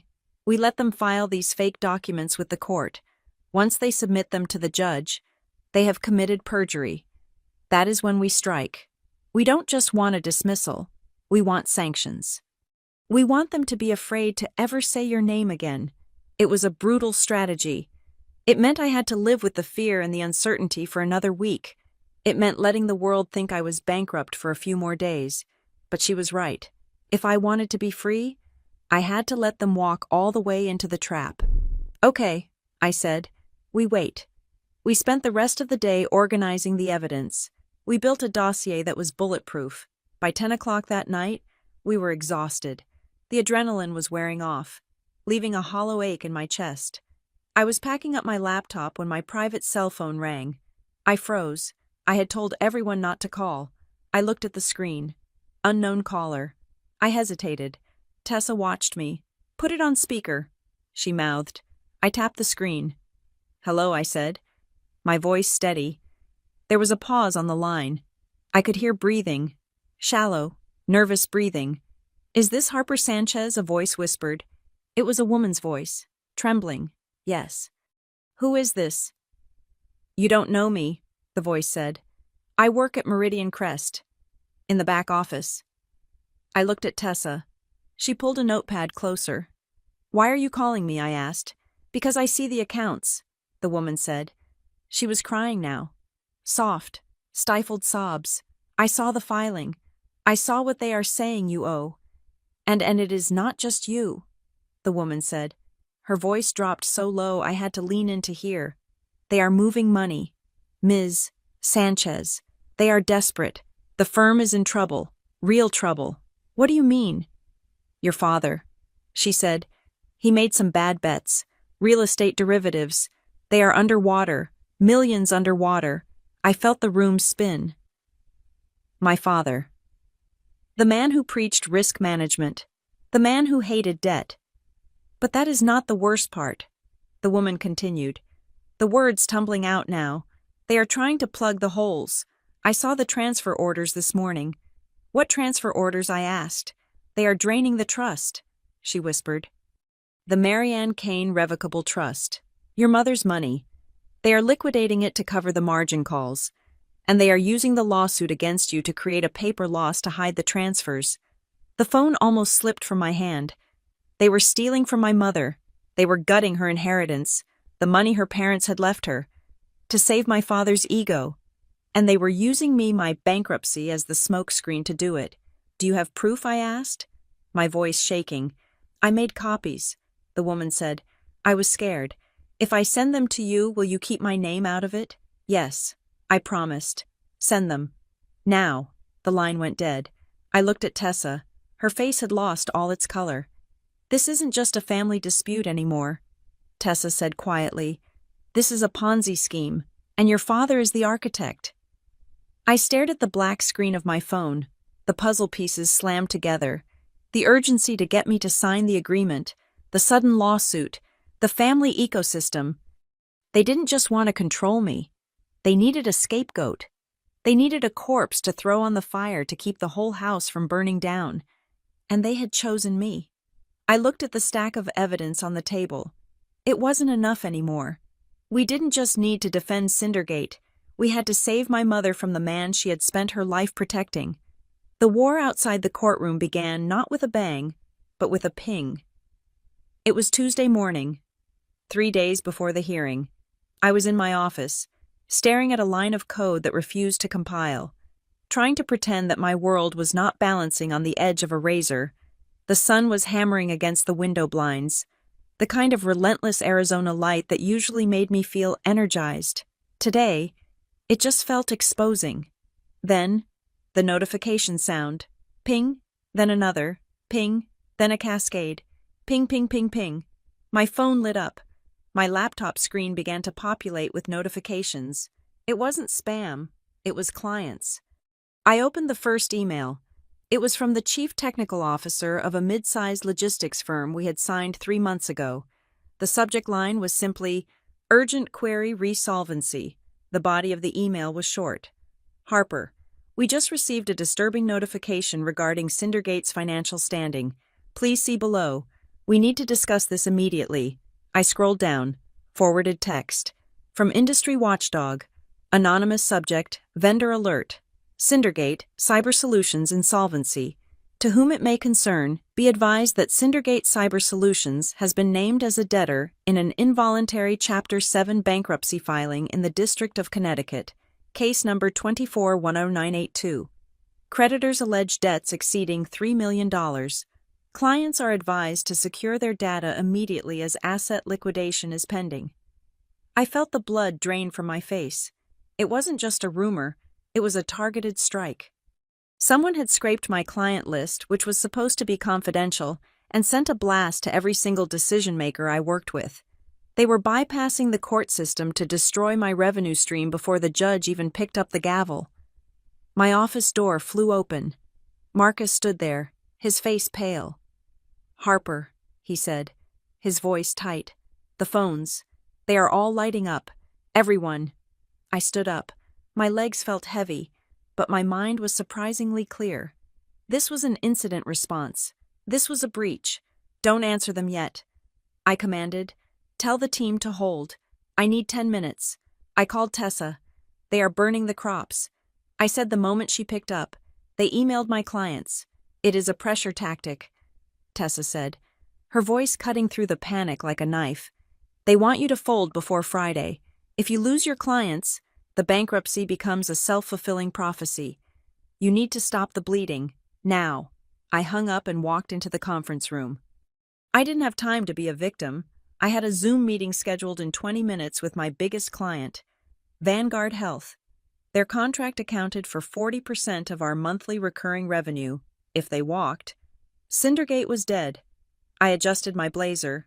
I checked my lighting. I looked into the camera lens as if it were the eye of a predator I had to stare down. The screen flickered, and the face of Robert Sterling, the CEO of Vanguard, appeared. He did not look happy. He looked like a man who had just found out his security guard was asleep on the job. "Harper," he said. He didn't say hello. "Is it true?" I leaned forward. I kept my hands visible on the desk, an old psychological trick to show you have nothing to hide. "Robert," I said, my voice steady, "the email you received is part of a malicious litigation strategy by a hostile third party. It is a family dispute masquerading as a corporate filing." He narrowed his eyes. "A court filing is a matter of public record. Harper, it says you are insolvent. I have patient data on your servers. If you go dark, I have a HIPAA violation that will cost me millions. I can't take that risk. Legal is telling me to pull the plug." Today, I felt the sweat prickle under my collar, but I didn't blink. "If you pull the plug," I said, "you are reacting to a lie, and you will be migrating a terabyte of sensitive data to a new vendor in a panic. That is when breaches happen. That is the real risk." I typed a command on my keyboard. "I just sent you a secure link. Robert, open it." He looked down at his screen. He clicked. "What is this that," I said, "is a real-time, read-only view of Cindergate's primary operating account. Look at the balance." He squinted. $1.8 million. He read. "Does that look like an insolvent company to you?" I asked. "Does that look like a company that can't pay its bills?" He hesitated. He looked at the number, then back at me. "The filing claims you owe $3 million, he said. "Disputed," I shot back. "Fraudulent, and we will prove it on Friday. But right now, Robert, look at the cash. Cash is truth. The email is noise. Do you want to trust a spreadsheet, or do you want to trust an anonymous email sent from a spoofed address?" He sat back in his chair. He rubbed his chin. The silence stretched for 10 seconds, an eternity in the world of business. "Okay," he said finally. "Okay, I will tell legal to stand down. For now. But Harper. Yes. If there is even a hiccup in service, If there is 1 second of downtime, I am gone, and I will sue you for negligence. Understood? I said. The screen went black. I exhaled, a long, shuddering breath that emptied my lungs. I had saved the limb, but the infection was still in the blood. I walked out to the main floor. The office was quiet, too quiet. The hum of typing had stopped. I saw Chloe, our newest hire, sitting at her desk. She was 23, brilliant, and currently terrified. She was staring at her phone, wiping her eyes. I walked over. Chloe. She looked up. Her mascara was smudged. My mom saw the news. She whispered. She said I should start looking for another job. She said startups always crash like this. I just signed a lease on an apartment. Harper, I can't lose this paycheck. The other employees were listening. They weren't looking at me, but they were listening. I didn't offer her a tissue. I didn't give her a hug. I gave her something better. I pulled a chair over and sat down next to her. Chloe, look at me. She sniffled and looked. I logged into the payroll system on her monitor. I turned the screen so everyone could see. This is the payroll reserve account, I said, my voice carrying across the room. It is separate from operations. I pointed to the figure. 6 months of full salary for every single person in this room. I looked at Chloe, then I looked at Marcus, and then I looked at every other face in the room. Even if we don't sign another client for the rest of the year. I said, your check's clear. Even if the court freezes the main accounts, this account is in a separate trust structure that they cannot touch. You get paid. Chloe looked at the screen. She saw the number. The panic in her shoulders dropped an inch. I am not asking you to trust me blindly. I said, trust the math. We are not broke. We are under attack. And I am asking you to keep the shields up while I go fight the war. Can you do that? Chloe nodded, slowly at first, then firmly. Yes, she said. Okay, I said, back to work. I walked back to my office, feeling like I had just run a marathon, but the day wasn't over. The attacks were shifting fronts. My phone rang again at 5 o'clock. It wasn't a client. It was Ethan. Harper, he said. His voice was strange, low, angry. What is it? I asked. Your father just called me. I froze. My father never called Ethan. He barely acknowledged Ethan's existence at holidays. To my father, Ethan was the man who dug in the dirt, the man who wasn't ambitious enough for a Sanchez. What did he want? He wanted to have a man-to-man chat, Ethan said, the sarcasm dripping from the words. He told me he was worried about you. He said you sounded hysterical. He said you were spiraling and that he wanted to help us protect the family assets. I gripped the phone. Hysterical. The classic weapon used to discredit any woman who refuses to be controlled. What did he propose? I asked, dreading the answer. He sent over a document. Ethan said, he wants you to sign a temporary stock transfer agreement. He said if you transfer your ownership of Cindergate to a neutral family trust, meaning him, he can make the lawsuit go away. He said it is the only way to stop the bankruptcy court from seizing everything. He called it a protective custody arrangement. I closed my eyes. There it was. The bankruptcy wasn't the goal. The bankruptcy was the sheepdog herding the sheep into the pen.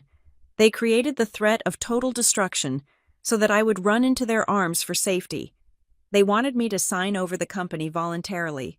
Protective custody. I repeated, that is what you call it when you go to prison. Ethan, I told him to go to hell. Ethan said, I told him that if he ever called my phone again, I would file a harassment suit that would make this bankruptcy look like a parking ticket. I smiled. A small, fierce smile in the empty office. Thank you, I whispered. Harper, Ethan said, his voice softening. He called me son. He has never called me that in 10 years. He sounded desperate. It wasn't a power move. It felt like a Hail Mary. Ethan was right. My father was a man of calculated risks. He wouldn't be reaching out to the son-in-law he despised unless he was running out of options. The walls were closing in on them, too. I hung up and drove to Tessa's office. It was dark now. The city lights of Phoenix were a grid of gold and amber. When I walked in, Tessa was staring at a laptop screen. She didn't look up. "We got another package," she said. "From who? The whistleblower?" "The woman from Meridian Crest." I dropped my bag and rushed to the table. "What is it?" Tessa turned the screen toward me. It was a scanned image of a receipt, a postal service receipt for the rental of Box 492 at the Pack and Ship store in Hartford. The address used by both Oakline Recovery and Hearthmark Consulting. "Look at the payment method," Tessa said. I leaned in. It wasn't a corporate card. It wasn't my father's card. Credit card ending in 8842. Cardholder Karen Higgins, I gasped. "Karen Higgins?" I asked. "Who is that?" I searched the Meridian Crest employee directory. Tessa said, "Karen Higgins isn't a financial officer. She isn't a lawyer. She is the executive personal assistant to Marianne Sanchez, my mother.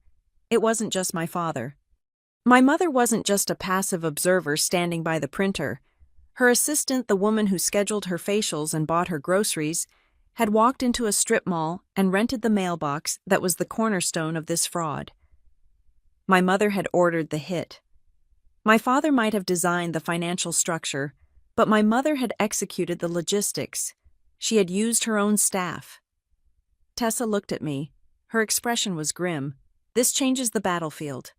Harper, this links the shell companies directly to your mother's personal payroll. It pierces the corporate veil of Meridian Crest. If we present this to the judge..." She trailed off. "What?" I asked. "If the judge asks the right question," Tessa said slowly.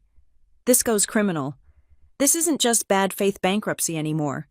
This is conspiracy to commit wire fraud. This is federal prison time. For your father and for your mother."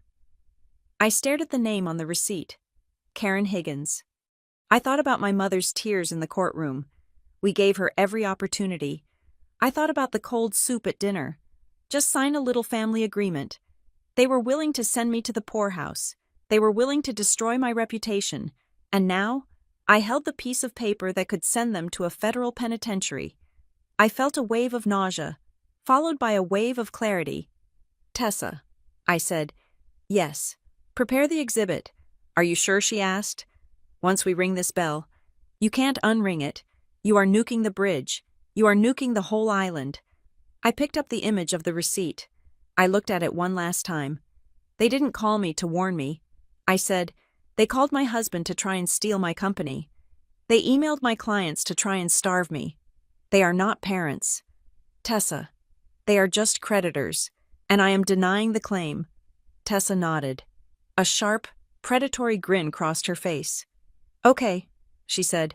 "Let's get ready for court." We worked through the night. The pressure was gone. The fear was gone. All that was left was the cold, hard geometry of revenge. We had the documents. We had the timeline. We had the smoking gun. Friday was coming, and for the first time in my life, I wasn't afraid to walk into a room where my family was waiting, because this time, I wasn't bringing a napkin drawing. I was bringing a wrecking ball. I arrived at the federal courthouse at 8:15 in the morning. The corridors were long, lined with marble that echoed every sound, turning footsteps into a rhythmic percussion. Click, clack, click, clack. My heels struck the floor with the precision of a metronome counting down to an explosion. I walked alone. I didn't want Ethan there. I didn't want him to see the carnage. This was a Sanchez family affair. And in my family, we slaughtered our own. I chose a seat on the left side of the courtroom, the side reserved for the debtor, the defense, the accused. I sat with my back straight, my hands folded on the table, watching the door. They arrived in waves, like an invading army that couldn't agree on a formation. My mother came first. She wore black. It wasn't a business suit. It was a mourning ensemble, a high collar, long sleeves, and a brooch that looked like a teardrop. She walked in with her head bowed, holding a tissue, already dabbing at eyes that I knew were dry. She was setting the stage, to the gallery. She wasn't a creditor. She was a grieving mother forced to discipline a wayward child. She didn't look at me.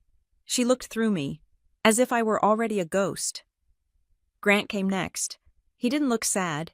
He looked annoyed, checking his watch as he walked through the heavy wooden doors.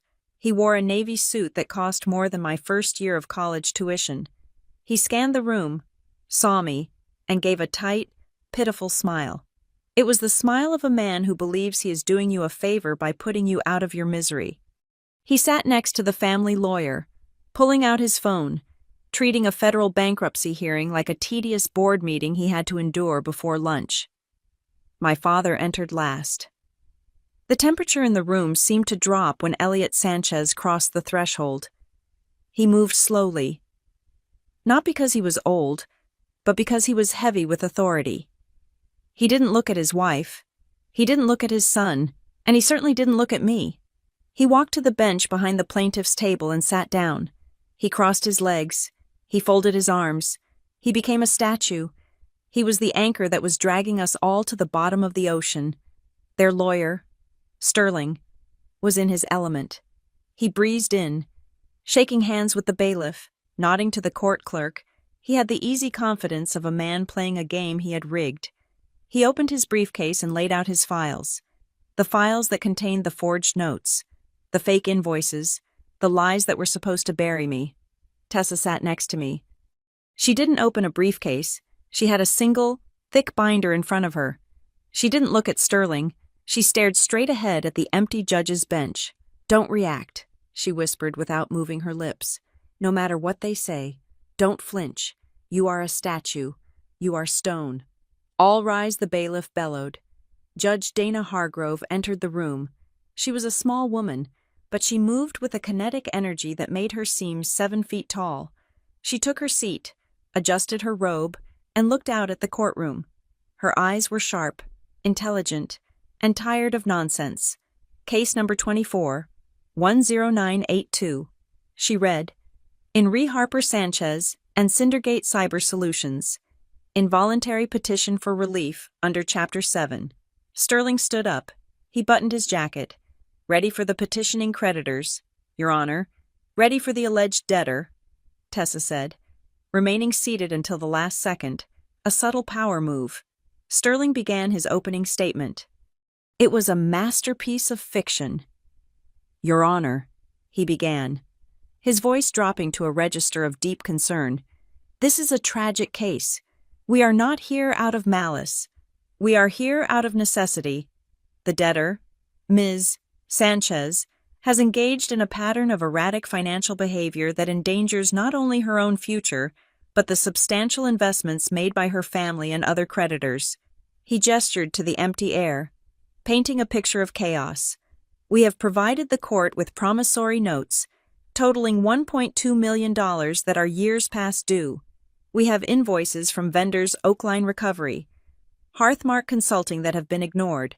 The debtor is operating Cindergate Cyber Solutions while technically insolvent. Every day she continues to operate. She burns through cash that belongs to her creditors. We are asking for the immediate appointment of a trustee to take control of the assets, secure the servers, and stop the bleeding." I felt the rage bubbling in my chest, hot and acidic, erratic, insolvent, bleeding. Then, he called my mother. She didn't take the witness stand in the traditional sense for this motion, but he asked her to stand and verify her affidavit. "Mrs. Sanchez," Sterling asked gently, "can you tell the court why you felt this action was necessary?" My mother stood up. She held onto the railing in front of her like she was on a sinking ship. She looked at the judge, her eyes shimmering with those practiced tears. "We just want to save her, Your Honor," she said, her voice trembling perfectly. "We gave her every opportunity. We invested in her dreams when no one else would. But Harper has always been difficult. She doesn't understand money. She thinks the rules don't apply to her. We couldn't watch her destroy herself anymore. It breaks my heart to be here. Truly it does. But we had to intervene. It was sickening. It was beautiful. She was the martyr, and I was the monster." I looked at my father. He sat perfectly still. He gave a single, slow nod. It wasn't a nod of encouragement. It was a seal of approval. It was the only signature that mattered in his world. "Yes, destroy her. It is correct." Grant was looking at his fingernails. Sterling sat down, looking pleased. He thought he had nailed the emotional narrative. He thought he had painted me as the hysterical daughter who needed the steady hand of the patriarchy to take away her toys. Judge Hargrove looked at Tessa. Counsel for the debtor, Tessa stood up. She didn't have a speech prepared. She didn't use flowery language. Your Honor, she said, her voice crisp and dry. The debtor disputes all claims. We assert that these debts are fictitious. The documents are fraudulent, and this entire petition is a bad faith weaponization of the bankruptcy code. Sterling chuckled. He actually chuckled aloud, a sound meant to show the judge how ridiculous he found us. Fraudulent, Sterling said, standing up halfway. Your Honor, these are notarized documents. These are bank records. This is a desperate attempt by a failing CEO to distract from the math. Tessa didn't argue back. She didn't get into a shouting match. She simply picked up her binder. We have prepared an evidentiary packet, Your Honor, Tessa said. It addresses the provenance of the promissory notes and the standing of the petitioning creditors. She handed the binder to the bailiff, who carried it up to the bench. Sterling looked bored. He thought it was just a desperate denial. He thought it was just me saying I didn't do it. The room went silent. Judge Hargrove opened the binder. The sound of the first page turning was loud in the quiet room. Swish. She looked at the page. It was the forensic report on the signature. She turned the page. Swish. She looked at the second page. It was the analysis of the printer dots. The machine identification code linking the forgery to my parents' home library. She turned the page. Swish. She looked at the third page. The corporate registry search showing Oakline and Hearthmark were formed 6 weeks ago. Sterling was leaning back in his chair, whispering something to Grant. Grant smirked. The judge turned another page. Swish. She stopped. The rhythm broke. She was looking at the affidavit regarding the notary. Linda G. Miller, the revoked notary. Judge Hargrove went very still. She didn't look up yet. She read the page again. Then she turned to the next one, the receipt for the mailbox rental. The receipt paid for by Karen Higgins. The receipt paid for by my mother's assistant. The silence in the room began to change. It curdled. It went from the polite silence of a civil proceeding to the heavy, dangerous silence of a crime scene. Sterling stopped whispering. He sensed it. He sat up straighter. He looked at the judge. Judge Hargrove closed the binder. She didn't slam it.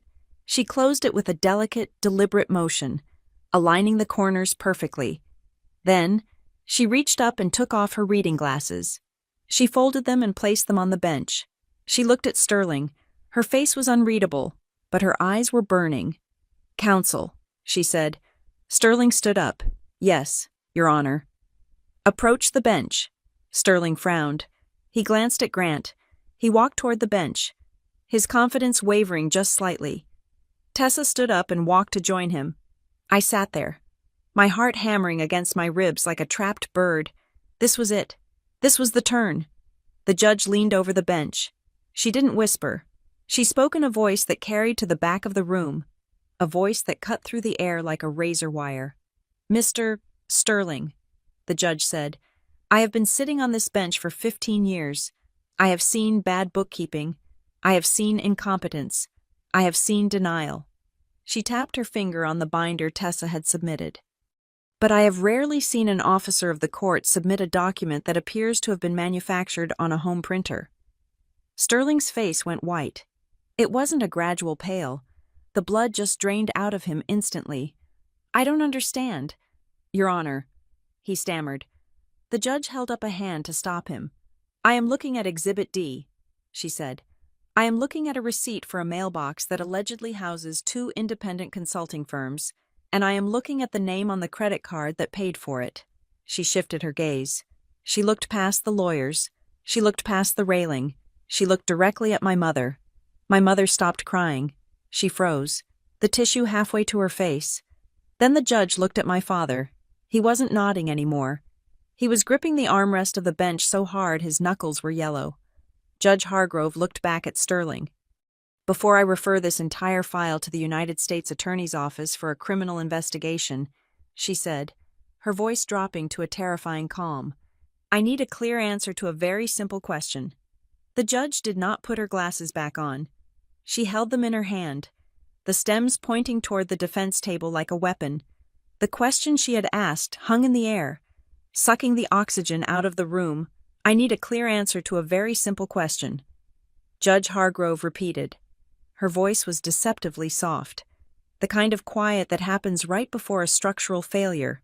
Sterling, the opposing counsel, tugged at his collar. He looked at the binder the judge had just closed. Then he looked back at the gallery where my family sat. He was an expensive lawyer, a man paid to navigate gray areas. But there are some moments in a courtroom where the gray evaporates and leaves only black and white. "Your Honor," he began, his voice lacking its usual oily resonance, "my clients have assured me that the petitioning creditors are independent entities.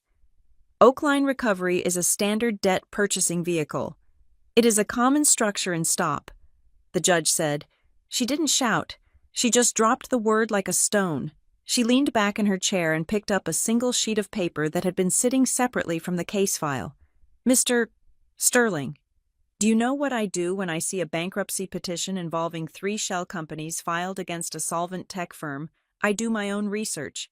I pulled the beneficial ownership registry for the state of Connecticut this morning, while I was drinking my coffee." She looked down at the paper. "Oakline Recovery, LLC." She read aloud. "Formed on August 12th of this year. The registered agent is a corporate service, but the beneficial owner, the entity that actually holds the equity, is listed right here." She looked up. Her eyes locked onto my mother. "The sole beneficiary of Oakline Recovery is the Marianne Kane Revocable Trust." The silence that followed was absolute. It was a vacuum. My mother, who had been dabbing her eyes a moment ago, stopped moving. Her hand froze in midair.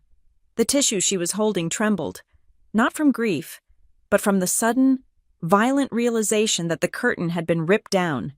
Judge Hargrove continued, her voice relentless, "And Hearthmark Consulting.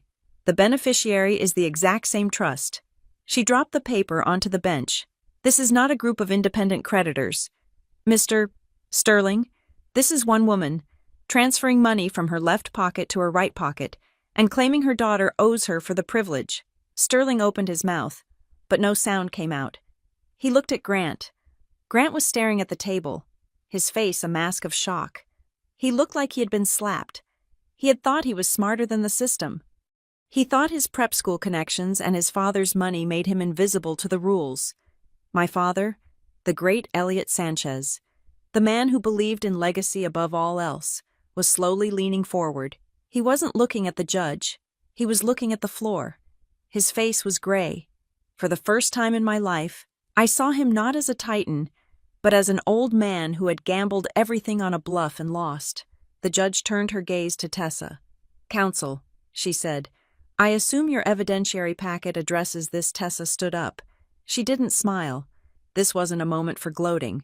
It was a moment for execution. "It does, Your Honor," Tessa said, "and more." She walked to the podium. "If it pleases the court, the debtor moves to dismiss this petition immediately, but we are also submitting evidence of fraud." Tessa opened her copy of the binder. Exhibit A contains the forensic analysis of the promissory notes, proving the debtor's signature was digitally lifted from a document dated 15 years ago. Exhibit B confirms that the printer used to create these original notes corresponds to the serial number of a machine located in the petitioner's personal residence. Tessa paused, letting that sink in. "And Exhibit C, Your Honor, the affidavit regarding the notary public. The petitioner submitted sworn statements verified by a notary who has been stripped of her license for misconduct. These documents are not just invalid, they are perjured." The courtroom felt small. It felt like the walls were closing in on the Sanchez family. Judge Hargrove looked at Sterling. "Do you have a response, counsel, or would you like to exercise your right to remain silent before you incriminate yourself further?" Sterling looked at his clients. He saw the disaster. He saw the criminal exposure. He did the only thing a lawyer like him could do. He cut the line. "Your Honor," he said, his voice shaking, "I was not made aware of the provenance of these documents. If what Ms. Rowland says is true, I must request a recess to consult with my clients regarding a withdrawal of the petition." "Withdrawal?" the judge asked. Her eyebrows shot up. "Oh, no, Mr. Sterling, we are far past the point of a polite withdrawal. You don't get to fire a gun at someone and then say, 'oops,' when you miss." She picked up her gavel. She held it for a second, savoring the weight of it. "This petition is dismissed with prejudice," she declared. "That means you cannot refile it.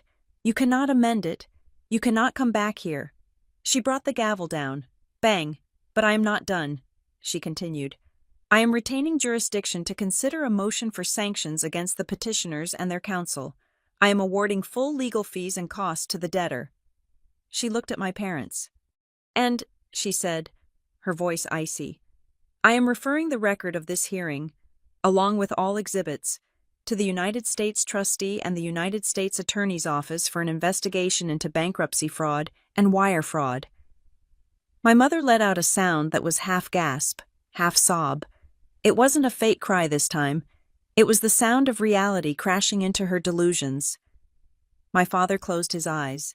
Tessa looked at me. She nodded. It was done. The bailiff called. "All rise." Judge Hargrove swept out of the room, her robe billowing behind her. She didn't look back. She left the wreckage where it lay. The room dissolved into chaos. Sterling was frantically packing his briefcase, trying to get away from his clients. Grant was staring at his phone, probably realizing that his text messages were about to become evidence. I stood up. My legs felt steady. The coldness I had carried for weeks, the numbness that had allowed me to survive, was beginning to thaw, replaced by a strange, hollow exhaustion. I turned to leave. I didn't want to talk to them. I didn't want to hear their excuses.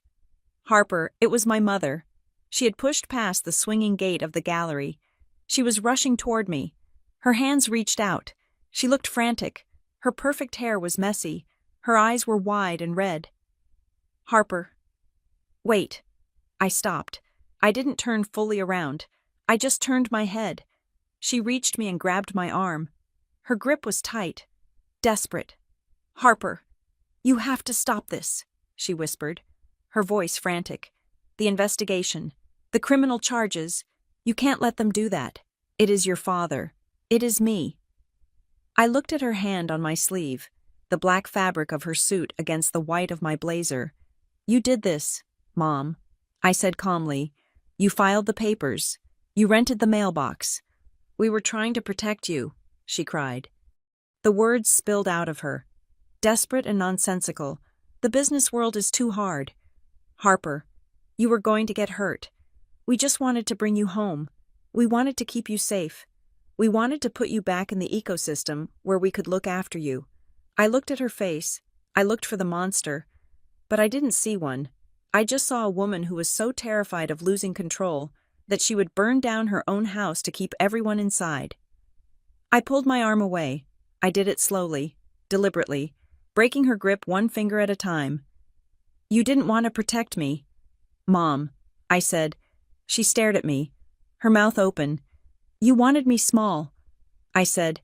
"You saw me getting big. You saw me building something you couldn't own, and it terrified you. You didn't want me safe. You wanted me manageable." "Harper, please, no," I said. I looked over her shoulder at my father. He was standing by the table, watching us. He looked old.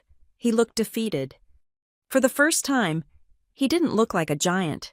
He looked like a man who was about to spend the rest of his life talking to criminal defense lawyers. "Goodbye," I said. I turned and walked toward the double doors. I heard her calling my name. "Harper. Harper. Please." I didn't stop. I walked down the aisle, past the empty benches, past the bailiff who gave me a solemn nod. I pushed open the heavy wooden doors.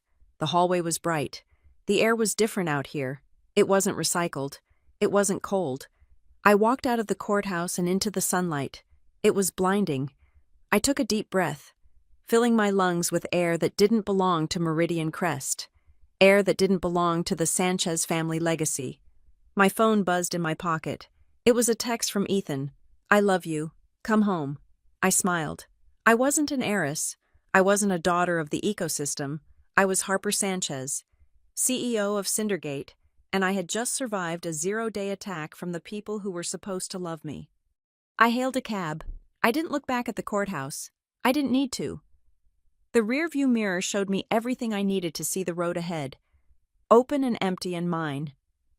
Thank you so much for listening to my story. It was the hardest chapter of my life, but sharing it feels like the final step in closing the book.